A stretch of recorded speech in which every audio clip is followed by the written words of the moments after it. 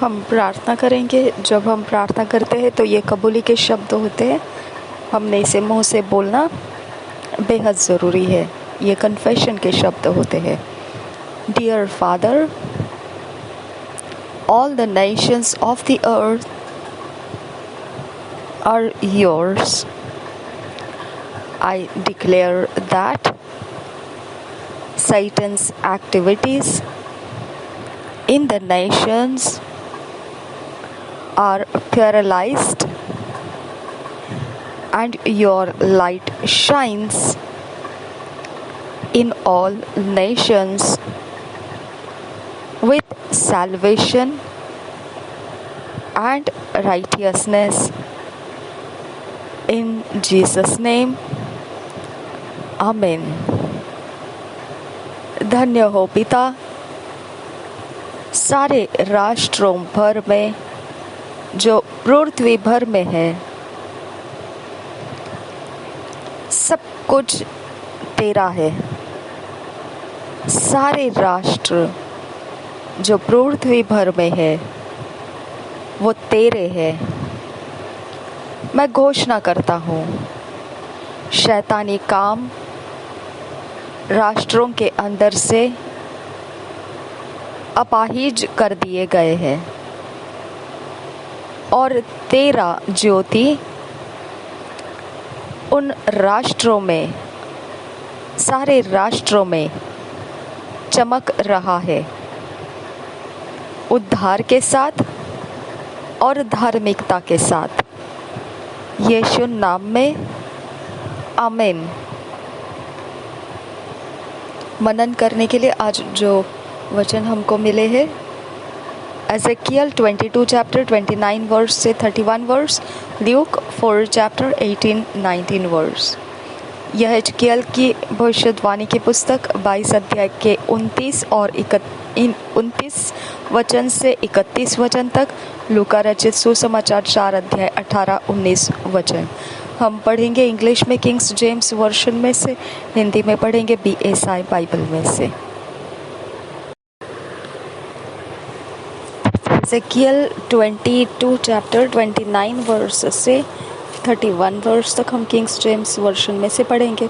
The people of the land have used oppression and exercised robbery and have vexed the poor and needy.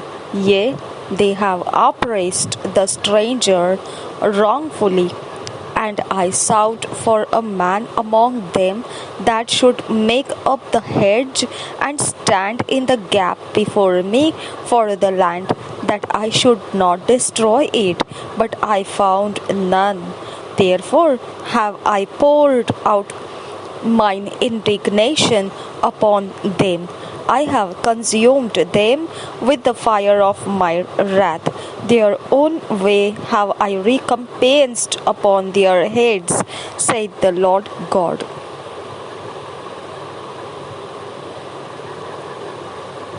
और एक बार पढ़ेंगे Kings James version में से, Ezekiel 22 chapter 29, 30, 31 verse. The people of the land have used oppression and exercised robbery and have vexed the poor and needy. Yea, they have oppressed the stranger wrongfully. And I sought for a man among them that should make up the hedge and stand in the gap before me for the land, that I should not destroy it, but I found none. Therefore have I poured out mine indignation upon them. I have consumed them with the fire of my wrath. Their own way have I recompensed upon their heads, saith the Lord God. इसी वचन को हम हिंदी में से पढ़ेंगे BSI Bible में से। यह एजेकियल की भविष्यवाणी 22 अध्याय का 29 वचन से 31 वचन तक। यह एजेकियल की भविष्यवाणी 22 अध्याय 29 वचन से 31 वचन तक। देश के साधारण लोग भी अंधेर करते और पराया धन छीनते हैं। वे दीन दरिद्र को पीसते और न्याय की चिंता छोड़कर परदेशी पर अंधेर करते हैं। मैंने उनमें से ऐसा मनुष्य ढूंढना चाहा जो बाड़े को सुधारे और देश के निमित्त नाके में मेरे सामने ऐसा खड़ा हो कि मुझे उसका नाश न करना पड़े, परंतु ऐसा कोई न मिला। इस कारण मैंने उन पर अपना रोष भड़काया और अपनी जलजलाहट की आग से उन्हें भस्म कर दिया है। मैंने उनकी चाल उन्हीं के सिर पर लौटा दी है। परमेश्वर यहोवा की यही वाणी है। और एक बार पढ़ेंगे यह हिजकिय्येल 22 अध्याय का 29, 30, 31 वचन BSI बाइबल में से। देश के साधारण लोग भी अंधेर करते और पराया धन छीनते हैं। वे दीन दरिद्र को पीसते और न्याय की चिंता छोड़कर परदेशी पर अंधेर करते हैं। मैंने उनमें ऐसा मनुष्य ढूंढना चाहा जो बाड़े को सुधारे और देश के निमित्त नाके में मेरे सामने ऐसा खड़ा हो कि मुझे उसका नाश न करना पड़े, परंतु ऐसा कोई न मिला। इस कारण मैंने उन पर अपना रोष भड़काया और अपनी जलजलाहट की आग से उन्हें भस्म कर दिया है। मैंने उनकी चाल उन्हीं के सिर पर लौटा दी है। परमेश्वर यहोवा की यही वाणी है।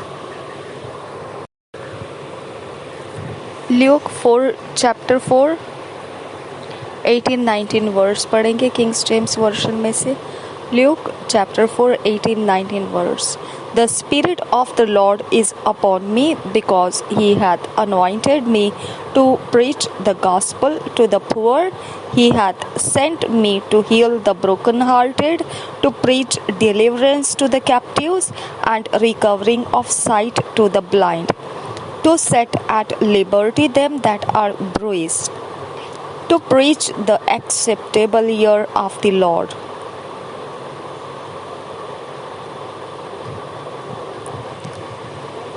ल्यूक 4 चैप्टर 18-19 वर्स हम पढ़ेंगे किंग्स जेम्स वर्जन में से।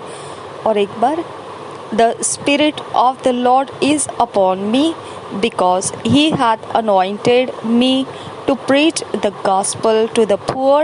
He hath sent me to heal the brokenhearted, to preach deliverance to the captives, and recovering of sight to the blind, to set at liberty them that are bruised.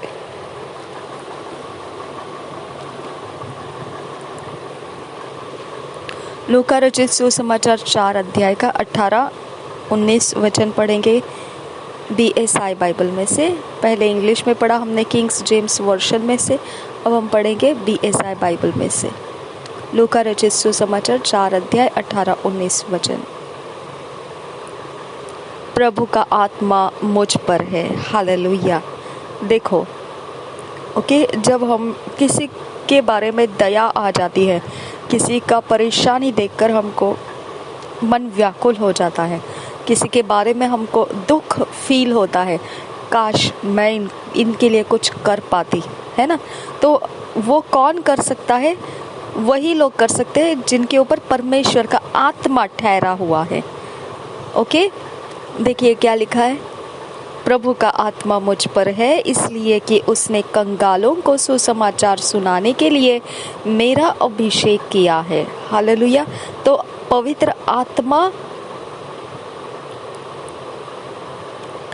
इसीलिए हम पर ठहरा रहता है कि वो हमको अभिषेक करना चाहता है, इसलिए कि उसने कंगालों को सुसमाचार सुनाने के लिए मेरा अभिषेक किया है। हालेलुया।